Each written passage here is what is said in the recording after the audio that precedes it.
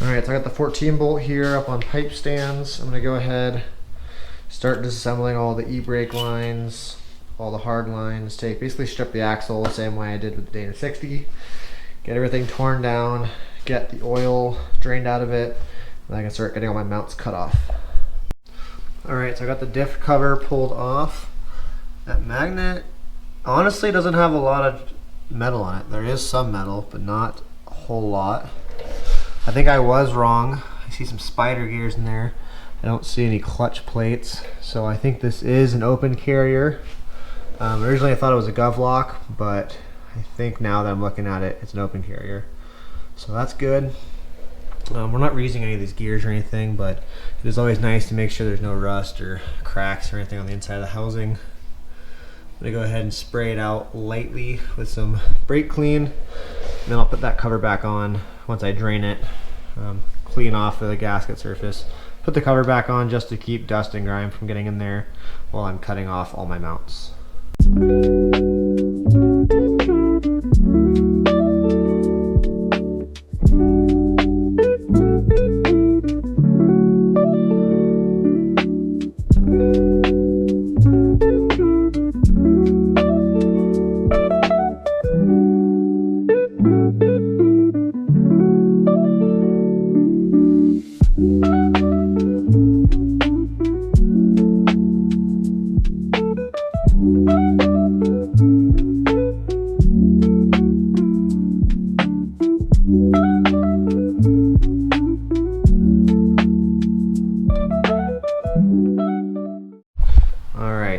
Here we are. So the GoPro died there at the end when I was taking the last 4 bolts off, but basically your order of operations for this is pull your axle shaft out, which is going to be these bolts on the hub. Take them off, pull the axle shaft out. You have a little clip in there, and then you have a little key. And then once you pull that clip and the key out, clip first, then the key, you have your spindle nut. Spin that nut off the threads. You can see the key sits in there. Spin that off the threads, and then your hub will pull off. You saw my inner bearing and seal stayed on the spindle. I just grabbed a little pry bar, didn't take much force, pulled that off. Probably could have done the bearing by hand if I tried a little harder, but just pried those off. Sometimes they stay on the spindle, sometimes they stay in the hub. I'm gonna have to probably replace those anyway, at least the seal. And then once that's off, you can disassemble your parking brake. And then on the back side, there's 4 nuts on the back side of here. Take those off and you get your parking brake housing off, and she's disassembled. So I did all this, and then I remembered that these axles are spindles because it's a full float axle, and you don't want to get welding BBs on your sealing surfaces, because then if you leave the BB, it won't seal right, and if you try to grind it off and you create a dip, it won't seal right. So I'm going to go ahead and reassemble the hub to protect this surface. You could also wrap it with stuff. I think it's just easier to put the hub back on. It's literally just throw the seal bearing on, slap the hub on, and throw that spindle nut on. It doesn't have to be tight or anything, just has to cover the spindle. So that when I'm cutting off all my mounts, I'm not getting sparks or welding BBs or anything on my seal surfaces. So I'm gonna go ahead, put that all back together, and then we can start cutting all this stuff off. If I were you guys, learn from my mistakes. I would just cut all your mounts off before you even disassemble the wheel end. So I'm not even gonna touch that end until everything's cut off. I do want to mention these spindle nuts do take a special socket. As you can see, it goes into these little holes here. It goes on this side into these external slots. That's where your spindle nut socket goes into. I don't have the socket, so I'm gonna have to get one. They look like this, one of these sockets. So they have those little prongs sitting off the top. This is for a Dana 44. I think that's for a Sterling 10 1/4. This one, I think it's for a ball joint Dana 60. So they're all different, but you can find them online. You get a part number, and then I think Napa carries them. I'm sure some other stores carry them as well. So these are directional. As you can see, there's no divots on the other side, just the one side. So make sure this is facing out. You're gonna need that spindle nut socket when you're putting it back together, if you wanna do it right at least, just to get your bearings torqued down to the right spec. Otherwise, I have done it with just a hammer and a screwdriver, and don't really recommend that because you don't know what your torque is, but it is doable. At least take it apart, you don't need that nut socket yet.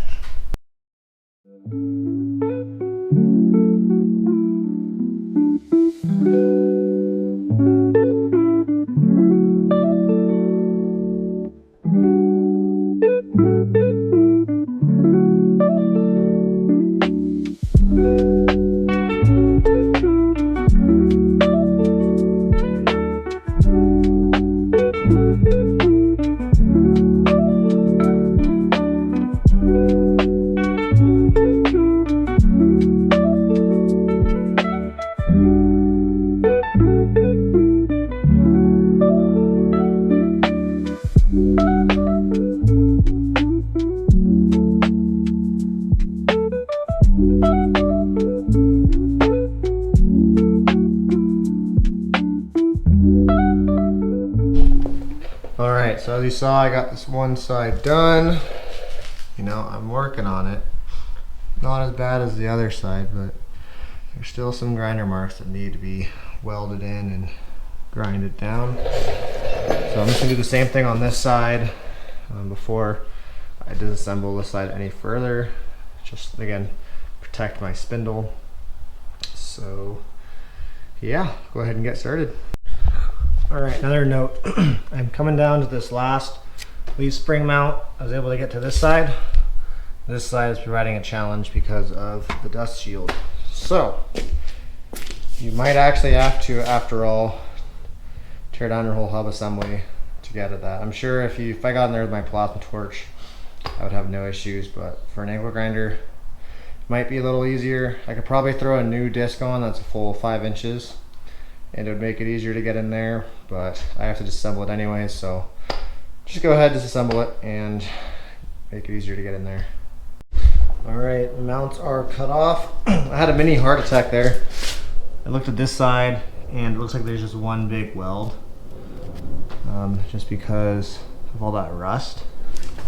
And then if you go look on this side, you have like a nice machined lip, and then a weld in the middle down to their machined lip.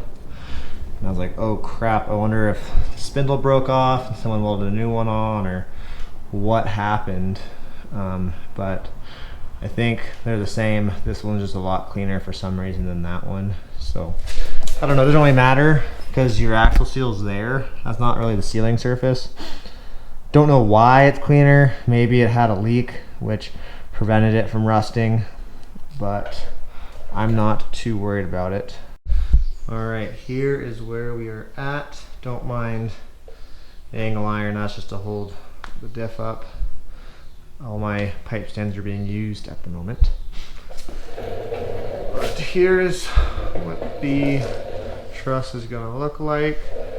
This Dana 60 truss could only go on one way. I couldn't orientate it back, forth. This 14 bolt truss, it seems like this is as far forward as it can go, but I think I can rotate it down if I need to more. So I'm gonna go ahead, at some point I gotta get my pinion set up, find 0 degrees on my pinion, so then I can set my truss to be leaning about 5 to 10 degrees forward. That'll basically make my truss level when my pinion is facing up. We are using a double cardigan drive shaft, so it doesn't really matter. You're supposed to have this pinion at the same, I guess, parallel to the transfer case, but it's not a huge deal in an off-road truck. Obviously I can't do it parallel because of the lip on the front there, but it's coming along. All right, so we're gonna continue work on the 14 bolt. I got the trusses opened up. Got my pinion guard all welded up. I have my truss up here. I'm gonna go ahead and tack this on the table. I got the 14 bolt flipped up. I go ahead, unbolt my pinion, and then get that pinion guard put in. Go ahead and take all these bolts out too, because I won't be needing them. And yeah, get everything mocked up. See what we're gonna look like.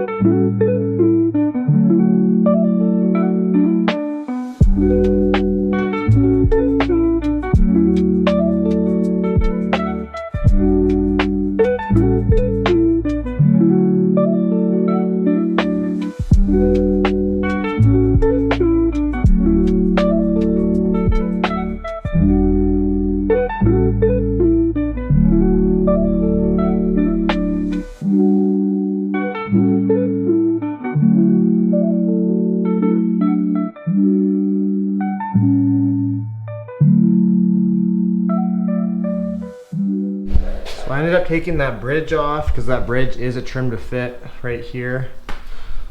I'm gonna get my truss set on the axle.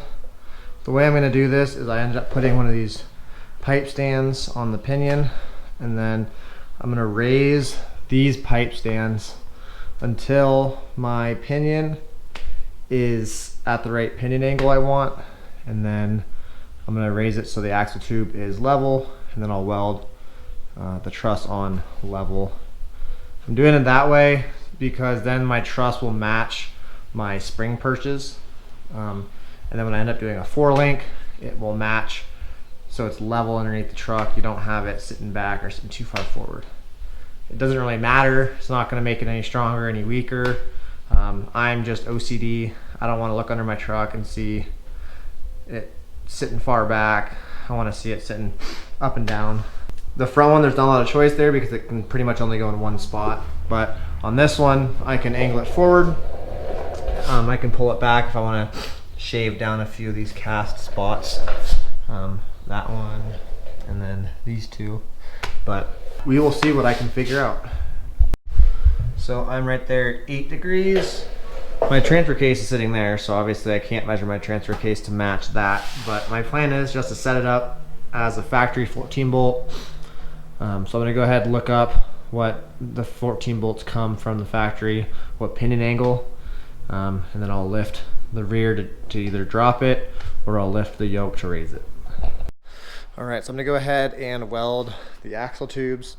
Same thing as the Dana 60, cleaned up welding surface. I'm gonna go ahead, heat it to between 250 and 350, and then I'll go ahead and weld it and cool it slowly. Before I do that, I'm gonna clean up all these marks, weld them in, and then grind them flush.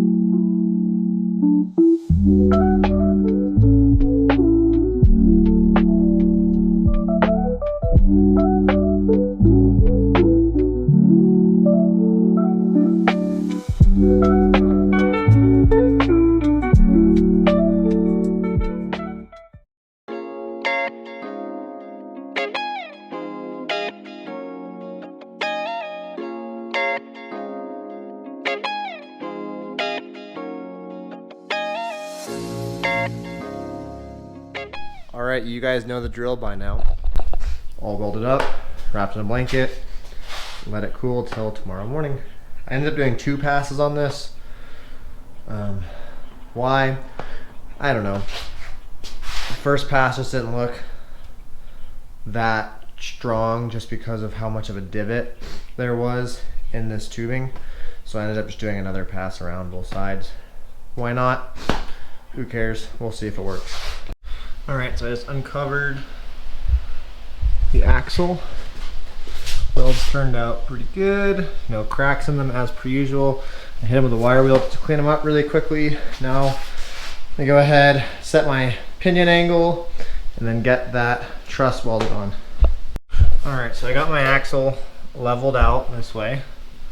I raised it up quite a bit because before we were at 8 degrees, so I raised it up quite a bit to give me adjustment on this pipe stand. And then I raised and lowered this pipe stand until I got to my 5 degrees. That is 5 degrees up on the pinion. This is kind of a good middle ground. 0 to 10 degrees is kind of, you want to be somewhere in there. It really just depends on your transfer case angle. You want to match your transfer case angle. I don't know my transfer case angle yet, so I'm going to set it at 5 degrees for now. And then when I put my truss on, I'm going to put my truss flat. So when my axle is in there, my truss looks like it's sitting flat. It's not angled back or forward. Honestly, it's entirely personal preference and OCD. You don't need to do this. You do need to set your pinion angle when you weld on your leaf spring perches, but it doesn't matter if your truss is flat or not, even if you're doing a 4-link, because it's all adjustable. I'm just OCD, so I'm gonna make it all perfectly flat.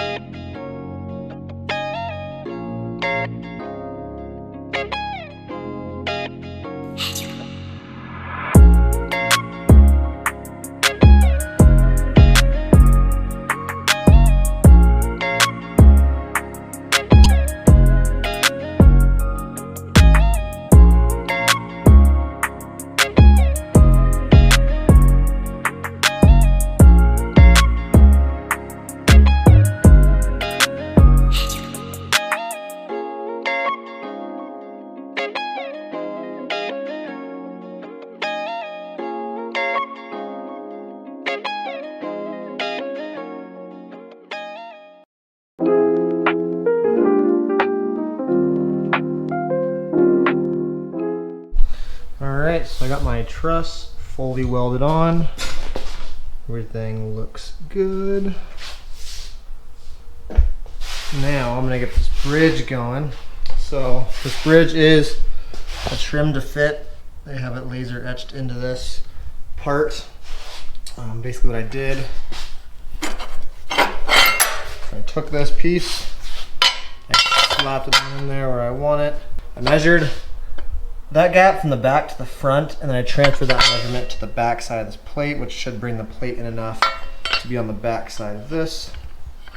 That'll allow me to actually pull this bridge off. If I weld it in the front here, and then I can't unbolt my pinion guard, sorry, I can't unbolt the pinion guard and pull it out because the pinion guard has to come out forwards to clear the pinion and everything.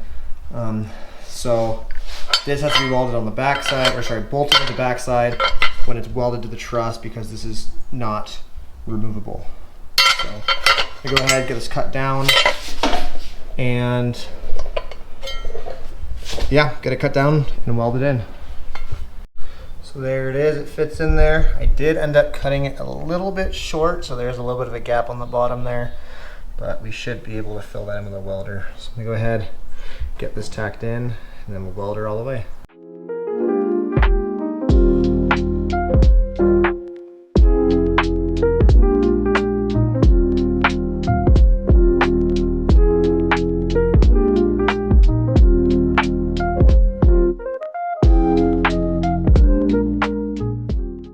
Alright, so there is that 14 bolt.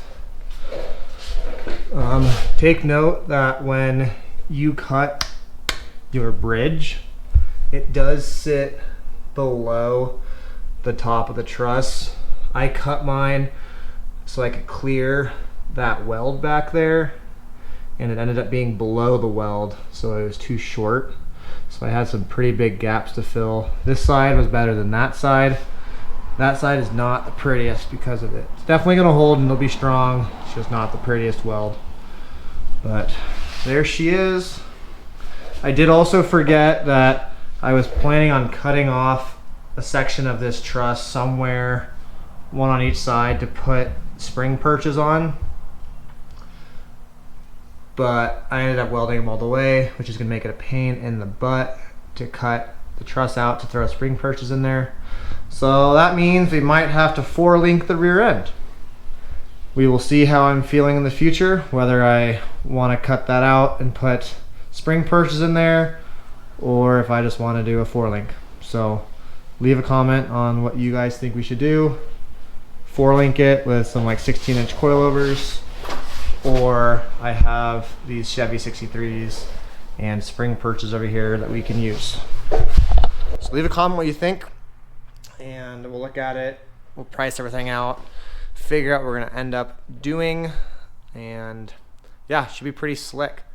Next video, I think we're gonna be rebuilding the NP435. I've never rebuilt a transmission before, so I'm getting excited to do that and see what that involves. So stick around, we got some exciting stuff happening, so we'll see you on the next one.